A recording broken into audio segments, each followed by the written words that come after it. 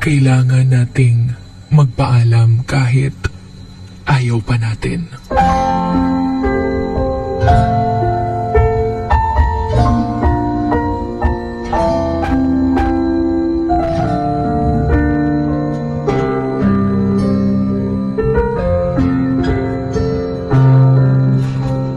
Sabi nga nila, what's not meant to stay will never stay.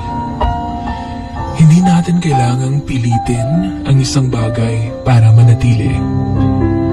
We shouldn't beg someone to stay.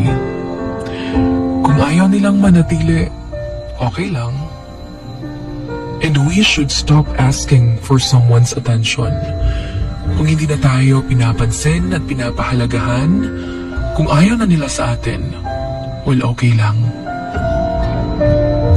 Hindi mo rin kailangang mag-stop sa buhay dahil siya pa rin ang iyong inaantay na baka kasi babalik. Paano kung hindi? Mag-unsa na lang ka kung di ay kabalikan niya. Hindi dapat tumitigil yung mundo mo para lang sa isang taong hindi naman para sa iyo. Remember that what's meant for you will always find its way to you. Do not delay your life. Do not turn down opportunities worrying if he or she will come back to you. Tandaan na if it's truly meant for you, it will return. Kahit na ilang beses mo pang ipagtulakan. Letting go of something or someone is the truest form of love, sabi nga nila. Because if you really love that person and you truly care for them, you want the best for them. And sometimes, the best for somebody is not being with you. And sometimes, the best for you is not being with somebody. Regardless of how much you love it or how much you love them, bisan pag unsa nimo kagusto mo sa kabutang, well, the best thing to do is to let go and detach yourself.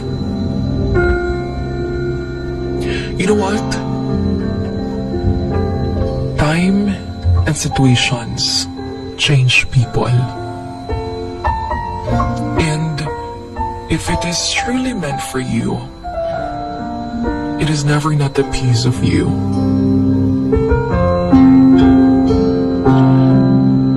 This is Sugar Dolly, your Hugot Babe. Always remember, wild babies, that if it's meant to be, God will let it be. This is Emotions Going Wild, right here on Wild FM 103.1. Emotions Going Wild. Wild FM. Emotions Going Wild. Wild FM.